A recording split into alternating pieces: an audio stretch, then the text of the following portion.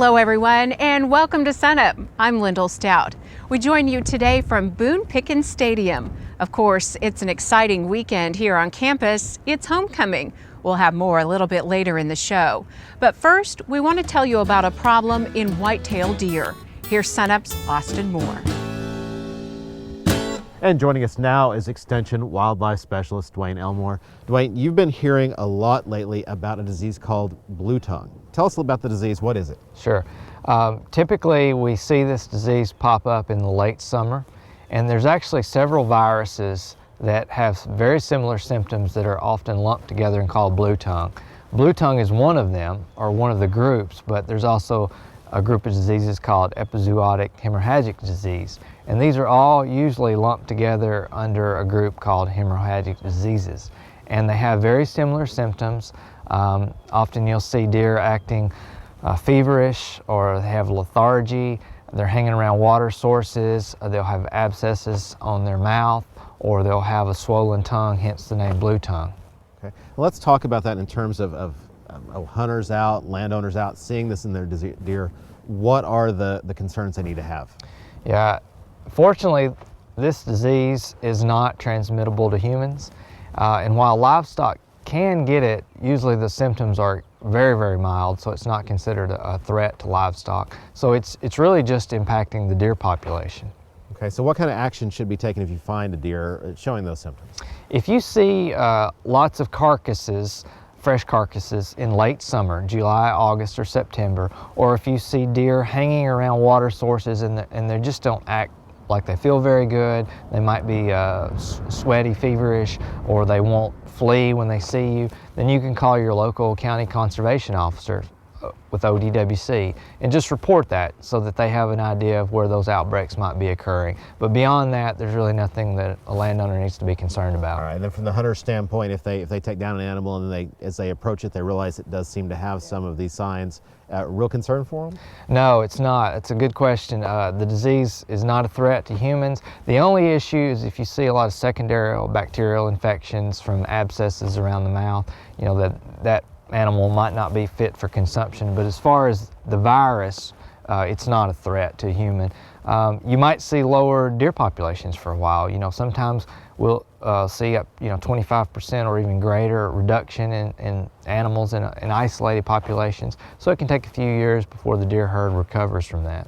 What can we do to manage our land to kind of, if nothing else, at least hold this back? Yeah, there's not a whole lot you can do. The virus is mostly correlated with the abundance of the disease vector, which is a biting midge that is most abundant in late summer. That's why the disease shows up in late summer. There's some indication that perhaps if you have lower deer density, transmission rates aren't as high. So it's always a good idea to keep your deer herd at or below carrying capacity, just like you would with cattle numbers or anything else, and also providing good quality habitat so that the animals are at least in good condition and are better able to resist diseases as a rule.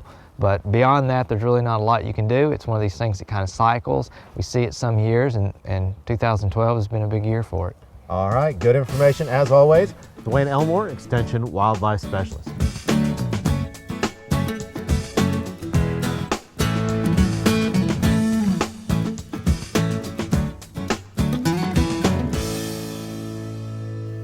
I'm Al Sutherland with your Mesonet Weather Report. We had some good rains last weekend, at least for some folks in Oklahoma. Hopefully you are one of those who received a good dose of rainwater. A map that shows rainfall from October 11th through the 14th has some strange patterns. It includes two rain events. One event had bands of rain from the northwest to the southeast. The second, heavier event produced bands from the southwest to the northeast. That's how we wound up with an arrowhead pattern of rainfall pointing at Oklahoma City. The tan and reddish areas had over 2.5 inches of rain. The green areas had rain amounts between 1 inch to 1.5 inches. The blue areas received typically less than 1/2 inch.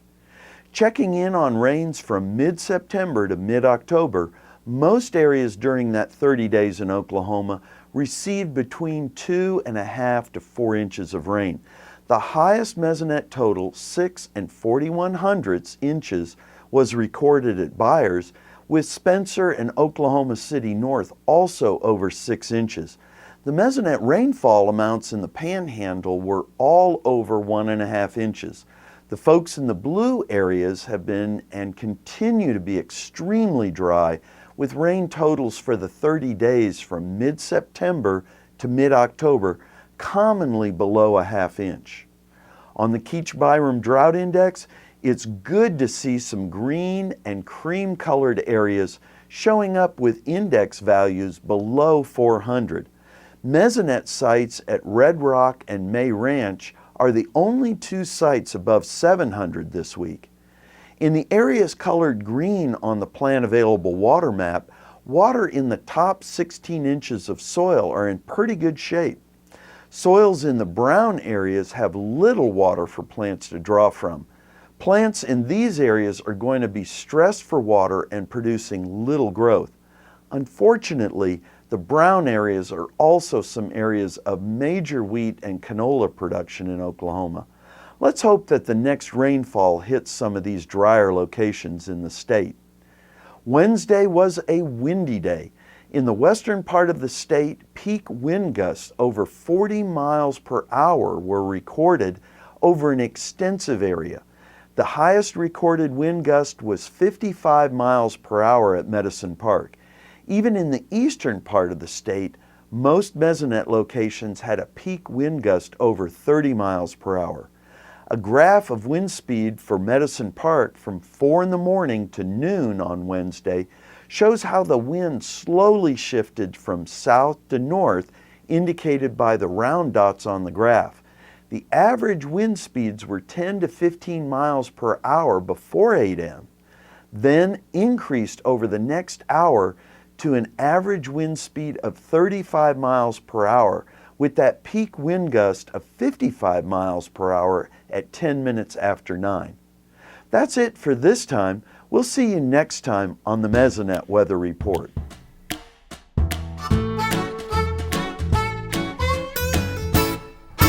We want to talk now about the Oklahoma Quality Beef Network program with Gant Maurer, one of our beef extension specialists. And Gant, you're kind of new to this role. Welcome aboard and tell us a little bit about what's going on. Well, thank you, Lyndall. I'm excited to be part of the Oklahoma State University family. Right now, a lot of producers are considering weaning their calves, and a lot of producers have already weaned their calves, mainly due to drought that we've had the last 2 years here in Oklahoma. A lot of producers early wean those calves to reduce a little bit of nutritional stress on their cow herd to try to maintain body condition score on those cows as they enter a cold, which is hopefully a cold winter this winter. And for those people who maybe aren't so familiar with OQBN, let's talk about what it is in a nutshell. Right. OQBN is the Oklahoma Quality Beef Network, and what we do is it's an umbrella program to increase value of all of cattle in the state of Oklahoma. And part of that program is a preconditioning VAC 45 program that producers can enroll their weaned calves in and take part in a VAC 45 sale. And this fall we have 8 sales at 6 different sale barns throughout the state. Okay, and you talked a little bit about weaning. What are some of the things that producers are dealing with right now as they're going through that process? Well, I think it's important for producers to look at markets and make a decision on a preconditioning program. And the reason I say that is because there's a study out of Purdue, a preconditioning study, and they find that 60% of the value of a weaned calf comes from the added gain in a typical 45-day preconditioning program. And right now, the lighter weight calves, 400 to 450 pound calves, that value of gain to raise them to 500 to 550 pounds is about 96 cents per pound of gain, and that number this week is a little high. The last couple weeks it's been well under $1, and the next couple weeks I expect it to be well under $1 as well, due to the fact we did receive some rains a couple weeks ago in southern Oklahoma, and some of those producers down there think that there's going to be a little wheat pasture, and they like to buy those lighter weight calves. But the good news is producers that have weaned their calves or have calves that are above that 500, 550 pound mark and growing calves above that mark, that value of gain is once again back around $1 and a little bit over $1 in some instances. Now, you've been visiting sale barns lately and you're gearing up for all these sales this fall. Word of advice for producers about marketing and sale barn day? Right. You know, it's important to remember, if you go through a preconditioning program, let's not just drop those calves off the sale barn. Producers go to a lot of work. There's a lot of time, money, and feed into those calves. You know, contact your sale barn owner. Visit with them. Let those sale barn owners work for you. Let them market your cattle. Okay, and for someone interested in seeing what their options are, those options are definitely out there. You know, absolutely. There's many programs available, not just the Oklahoma State, Oklahoma Cattlemen's OQBN program. There's many type of herd association programs, company programs. One thing that makes the OQBN program unique is that it is a brand neutral program. We accept all brands of vaccinations are accepted, and once again, we want to increase value of all cattle. For producers interested in buying some of these OQBN certified cattle, what kind of benefit do they get out of it? These calves are healthier. They're already broke to water bunks and feed bunks, and oftentimes they may have been implanted and dewormed. So these calves are healthier. And a lot of feedlot producers like to buy them because they can reduce their death loss from 4 or 5% and reduce that down to 1 to 2%. And that's where that premium comes from in these value-added cattle. They're willing to pay more for these cattle. And thus improve their bottom line. Thus improve their bottom line, exactly right. Less antibiotics and better growing calves in the feedlot. Okay, and finally you have those sales coming up if people are interested in those? Yep, absolutely. We have 8 sales within the state coming up, and we have several next spring, and I'd love to visit with anybody about those sales, and if they have any questions about their weaning program or if I can help them in any way. So. Okay. Gant, welcome aboard and thanks for your advice. All right, thank you, Lyndall. Okay, and for more information on OQBN and some of those upcoming sales, or to contact Gant, you can go to a link on our website, sunup.okstate.edu.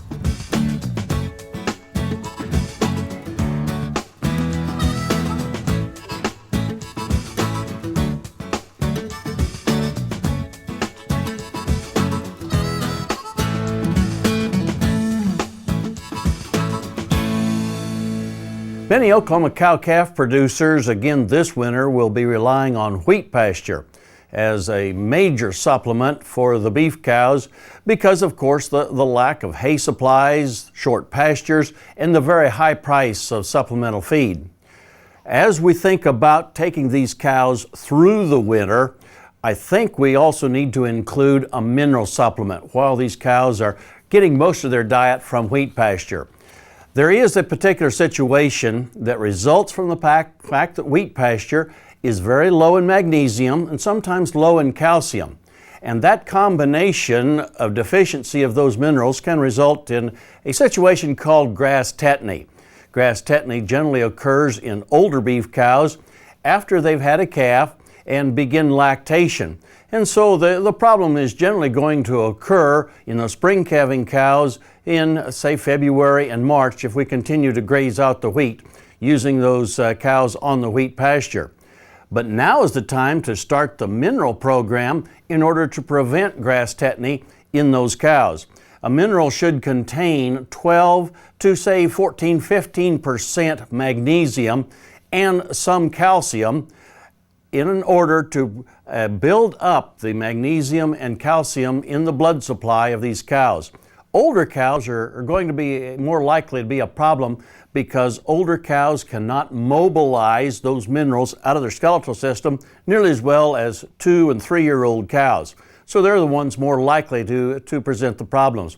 If we start that mineral program now, that gives us time to make sure that the intake is at the level that we would like it to be during those critical times shortly after calving. And we'd like that intake to be somewhere in the neighborhood of about 3 to 4 ounces of that mineral per head per day.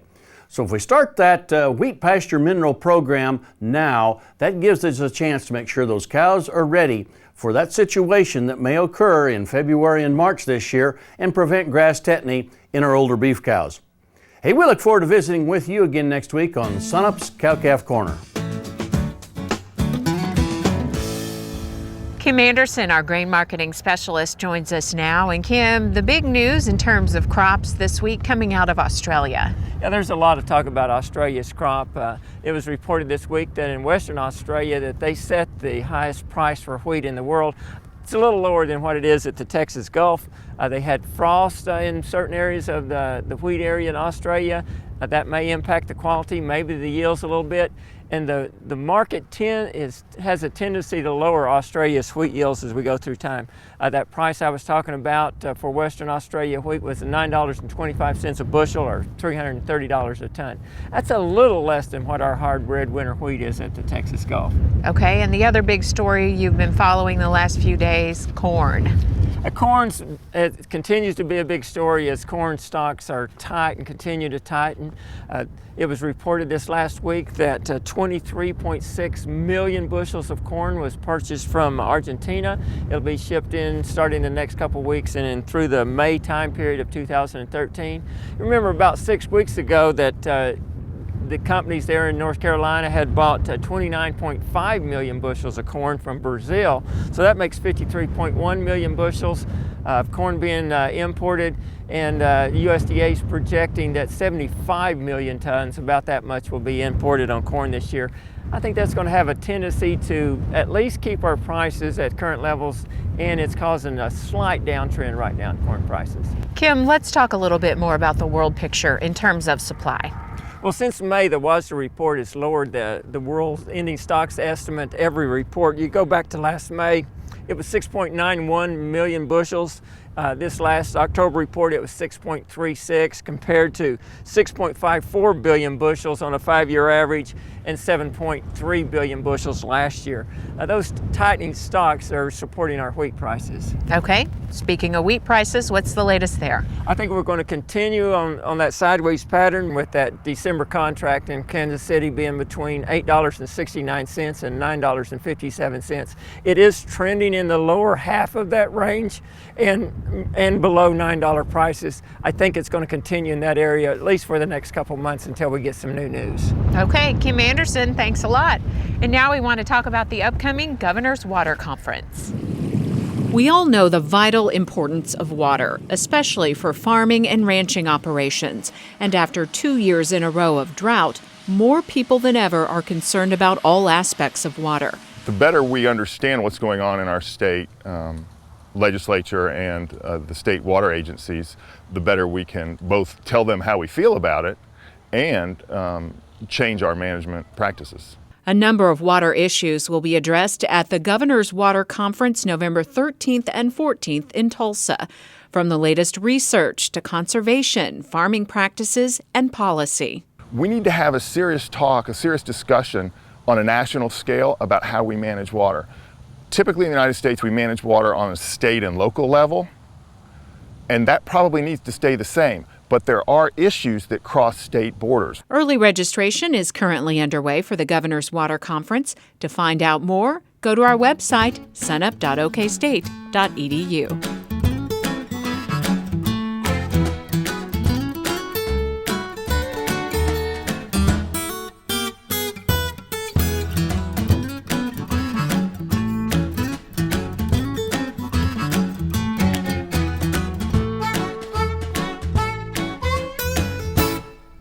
Hi, welcome to Shop Stop. Today we want to talk about making a slide hammer out of a pair of vice grips. And maybe even a useful pulling device out of vice grips. And it's pretty simple. So, you know, most of our vice grips they've got the adjustable screw that goes in them. You can pull that out, put some all thread in there as a replacement for that, and then just find you a good weight, put a bolt and a washer on the end of it. Yeah, and then just, if you're wanting to pull something out, you can slide that back and forth. Once again, you need to remember, like we told you on the last slide hammer segment, to keep your fingers away from here because it will hurt. So just a quick and easy way to make that happen. Or maybe you want to just pull it out, pull the all thread out or the bolt out of there and put a ring in there so you've got something again so you can pull on it. Yeah, now you want to be safety conscious on this, because you need to understand that, like, if you're picking up pieces of sheet metal and stuff, if they're very large, well, they're going to slip out of there no matter what, and they have actual devices to pick up sheet metal this way. So be cautious of what you're trying to lift with this. Yeah. So a few tips for taking that pair of vice grips and making a few more tools out of them. Thanks for watching, and we'll see you next time on Shop Stop.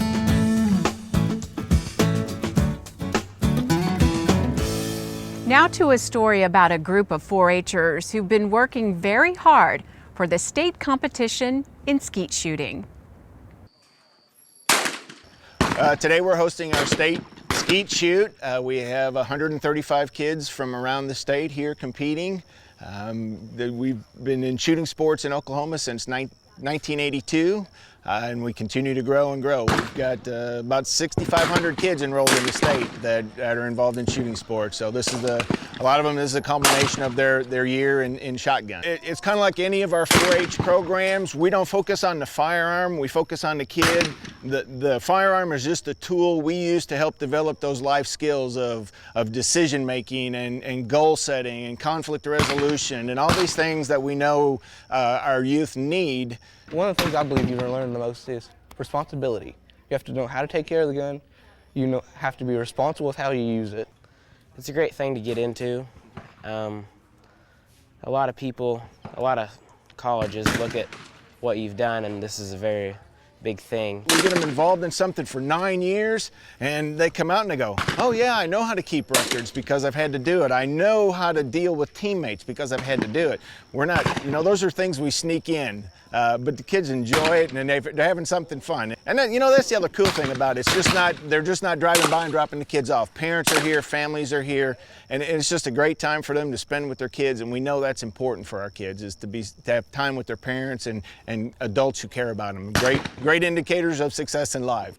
Firearms are serious, and everyone involved has extensive training. Our certified shooting sports volunteers go through, our shotgun instructors, a minimum of 20 hours of training before we even let them go work with the kids. So safety is first and foremost at any of our events, but it's really about the kid. You have a high house and a low house with 8 stations in a semicircle. And they'll start at station 1 and they will work their way around shooting various either singles or doubles, and then I'm sure we'll go to tiebreakers later on as we normally do, because our kids are getting pretty good at this.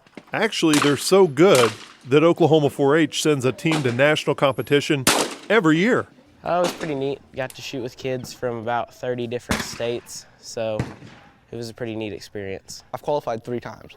I've attended once. I placed 7th in the skeet competition with a 96 out of 100. We've been competing with the big boys. We've been 6th, 7th in the nation several years in a row out of 35 teams. Just a lot of practice, a lot of hours spent, just kind of trial and error, trying different things, never quitting. Finally today, America's greatest homecoming celebration. This year, Oklahoma State takes on Iowa State. Both schools are land-grant universities, meaning they have a big emphasis on agricultural education, research, and extension. It's also the 150th anniversary of the Morrill Act, which established land-grant schools all across the country. And as it turns out, we have alumni from both schools working in the Ag Division here in Stillwater. We're joined by Jody Campeachy, our Ag Policy Specialist, and Tyson Oxtener, one of our soil scientists. Guys, thanks for joining us here at the stadium. And we got you guys together to talk a little bit about the schools and agriculture in each of the states. Let's compare and contrast the two in terms of ag. Well, in Oklahoma, agriculture is extremely important to our economy. In particular, cattle and calves, the wheat industry, hay, poultry, hogs, even corn in some instances is very important to the state of Oklahoma. And obviously ag is a big deal in Iowa as well. Sure, yeah, Iowa is one of the most productive agricultural regions in the world, and corn is king, so to speak, in Iowa, so it's a dominant crop there. Soybeans, another huge crop, and on the livestock side, hogs are really the leader in Iowa in terms of the livestock. Okay. Storms are a big deal in both states. We know Iowa State's the cyclones. But let's talk about tornadoes. Jody, you've done a little bit of research. You guys have been talking about storms on the way over to the stadium. Yeah, unfortunately, I don't know if this is the statistic that Oklahoma wants to be #1 in, but we actually do lead Iowa in the number of tornadoes. We're very close when it comes to the number per 10,000 square miles. I think Oklahoma ranks about #2, Iowa's about #4. So a lot of storms in both states. You've lived in both states. How do they compare just living there? Yeah, we don't think of Iowa as a tornado state, but really is a dominant feature of the weather there. As a matter of fact, we have some good friends down for homecoming. They're from Parkersburg, Iowa, and their town was devastated by an EF5 tornado in 2008. So it is a big part of the culture there in Iowa as well. Okay, just like here. Let's switch gears and talk about mascots. Tyson, why do we have a redbird and a tornado cyclone? Everybody wants to know, set the record straight. Sure. Well, this goes way back to 1895. That year was a particularly bad year for tornadoes in Iowa, but also the football team was pretty good that year, and the football team traveled to Illinois and played Northwestern University, and they beat them 36-0. The next day in the Chicago Tribune, the headline read, "Struck by Cyclone." And the name kind of stuck, and so that became their name, with the Cyclones. Later on, they adopted the mascot, Cy, which is a cardinal because their colors are cardinal and gold. We also want to set the record straight that you went to OSU as well. That's right. So, are you going to be wearing that shirt all day on Saturday? Well, I'm proud to wear Iowa State colors when I have a chance, but when it comes game time, it's going to be Orange Power all the way for me. Okay, and Jody, Orange Power. Of course. Every day, right? Yes. Okay. Thank you guys so much for your time. And that does it for SUNUP this week. We hope you have a great weekend, and finally, go Pokes. Folks.